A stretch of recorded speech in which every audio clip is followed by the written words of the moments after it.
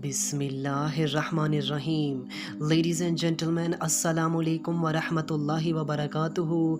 नाज़रीन इकराम, आज की इस वीडियो में हम कुरान करीम के चैप्टर नंबर 10 सूरह यूनुस के वर्स नंबर 93 वर्स नंबर 94 पर एक बहुत इम्पोर्टेंट टॉपिक पर इस्लाम and Jewish history of denominations पर डिस्कशन करेंगे।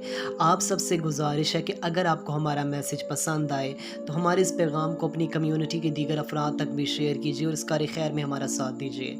तो आइए बिना टाइम वेस्ट किए अपने आज किसी यूनिक से टॉपिक की जानिब बढ़ते हैं। Ladies and gentleman, first of all तो अगर हम जुडिज़म की यहूदियत की हिस्ट्री की तरफ देखते हैं तो हम सब जानते हैं कि when the starting era of Judaism, तो उस वक्त जो प्रॉफिट मोसेस और उनके बाद कुछ वक्त तक तो जुडिज़म जो थी वो यूनाइट रही। अब ये अपनी शरीयत को फॉलो किया करते थे। वो शरीयत जस्ट लाइक सेम उसी तरह ही थी जिस तरह अल्लाह ताला ने दी थी। अब ये उस सिस्टम को फॉलो भी करते थे, तो रात को पढ़ते भी थे, उस पर अमल भी करते थे जो इनके नेक लोग थे। लेकिन अब क्या हुआ कि जो स्टार्टिंग ईरा था इसमें जुडिज़म में कोई ख़ास सेक्टेरियनिज़म, कोई ख़ास फ़िरका वारियत, कोई ख़ास मसलक परस्ती, इस टाइप की कोई इनमें कैंसर नहीं था। जुडिज़म उस वक्त जस्ट एक अपने आप को एज अ जुडिज़म ही रिप्रेजेंट कर रही थी। वो डिनोमिनेशंस में नहीं बटे हुए थे, वो फ़िरकों में, मसालिक में नहीं बटे हुए थे। लेकिन with the passage of time, जैसे जैसे वक्त गुजरा और कुछ ही अरसों में अब जुडिज़म जो थी, इन्होंने जब जब नॉलेज बढ़ता गया, जैसे जैसे नॉलेज की इस फील्ड में काम किया गया, सो आहिस्ता आहिस्ता स्लोली इनमें सेक्टेरियनिज़म की वबा आने लगी। अब जो जुडिज़म एक हुई थी, जो मुट्ठी की तरह थी, अब वो उनमें सेक्ट्स बनने लगे, उनमें मसलक बनने लगे। अब उनमें जो मसलक बने, तो मसलक बनना तो चले एक तरफ, डिनोमिनेशंस बनी, स्कूल ऑफ थॉट्स आए, वो एक तरफ, वो चीज़ समझ आती है। लेकिन जब अब डिफरेंट स्कूल ऑफ थॉट्स आए तो उन्हों के आने से जो ज्यूइश जो बेसिक्स थी, जो बेसिक प्रिंसिपल थे जुडिज़म के, उनमें ही करप्शन स्टार्ट हो जाती है। फॉर एग्ज़ाम्पल, अगर आप जुडिज़म की बेसिस की स्टडी करें ना, इसकी बेस की स्टडी कर लें, जो इम्पोर्टेंट बिलीव्स थे, आप जानते हैं ना, जुडिज़म एक मोनोथियस्टिक रिलीजन था। तौहीद का कॉन्सेप्ट जुडिज़म में, यहूदियत में भी पाया जाता है। लेकिन अब आप देखेंगे जब डिनोमिनेशंस बनना शुरू हुई, मसलक बने और डिफरेंट स्कूल ऑफ थॉट्स आए, अब इनमें से कुछ मसालिक की ये राय हो गई, नौज़बिल्ला सुमा नौज़बिल्ला, के प्रॉफिट उज़ैर जो हैं वो अल्लाह ताला के बेटे हैं, सुमा नौज़बिल्ला। इसके अलावा सम डिनोमिनेशंस ऐसी हुई जो प्रॉफिट जो हज़रत जिब्रील, जो एंजल जिब्रील हैं, उनको बुरा भला कहने लगे, फ़रिश्तों के बारे में बुरा भला कहने लगे। इसके अलावा some denominations, most of the denominations of Judaism, वो प्रॉफिट्स एंड मैसेंजर्स को भी गालियाँ देने लगे, उनको बुरा भला कहने लगे, उनके मर्डर में भी इन्वॉल्व हुए। इसके अलावा जो अल्लाह ताला ने इन्हें लॉ दे रखा था, उसमें भी करप्शन हुई। लॉ को चेंज करने लगे, तो रात को ही बदलने लगे, उसमें प्रॉफिट मोहम्मद अलैहिस्सलाम की शान में जो वर्सेस मौजूद थी उनको ही चेंज कर दिया।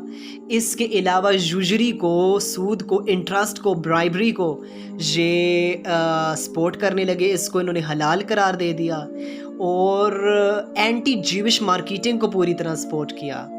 यानी कि पूरे के पूरे सिस्टम में ही छेड़छाड़ कर डाली। लिहाजा इनकी जो डिनोमिनेशंस थी वो इनके लिए कैंसर साबित हुई। अब दूसरी जानिब अगर आप इस्लाम के साथ इसे कंपेयर करना चाहते हैं तो आप सोच रहे होंगे कि इस्लाम में भी यही हुआ। इस्लाम में भी स्टार्टिंग ईरा में जस्ट एक मुस्लिम आपकी आइडेंटिटी होती थी और बाद में अब आप हनफी हैं, अब आप शाफी हैं, अब आप मालिकी हैं। आप भी ये सोच रहे होंगे ना, लेकिन आप ज़रा इधर कंपैरिजन ज़रा वास्ट आई से कीजिए ना।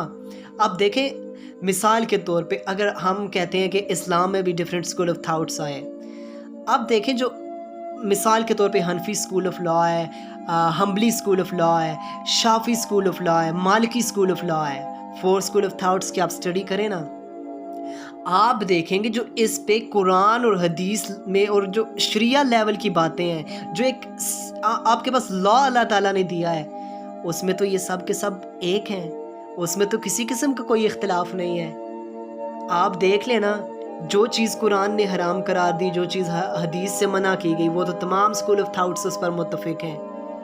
آپ دیکھ لیں، اور اس کے علاوہ آپ دیکھ لیں کسی ایک امام کو، کسی اسکول آف لا کے آنر کو، کوئی ایک امام کے بارے میں آپ بتائیں جس نے نبیوں کو یا رسولوں کے بارے میں گالیاں دی ہوں، ثم نعوذ باللہ، یا کسی نے یہ کہا ہو جی جناب کہ محمد رسول اللہ نعوذ باللہ اللہ تعالیٰ کے بیٹے ہیں، کسی نے یہ کہا، کسی نے پروفٹ جیزس کو گالیاں دی ہوں، کسی نے پروفٹ موزس کو گالیاں دی ہوں، نہیں، امپوزیبل سوال ہی پیدا نہیں ہو سکتا۔